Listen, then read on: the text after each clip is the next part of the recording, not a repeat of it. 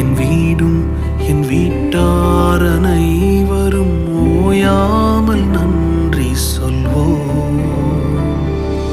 நானும் என் வீடும் என் வீட்டார் அனைவரும் ஓயாமல் நன்றி சொல்வோம்.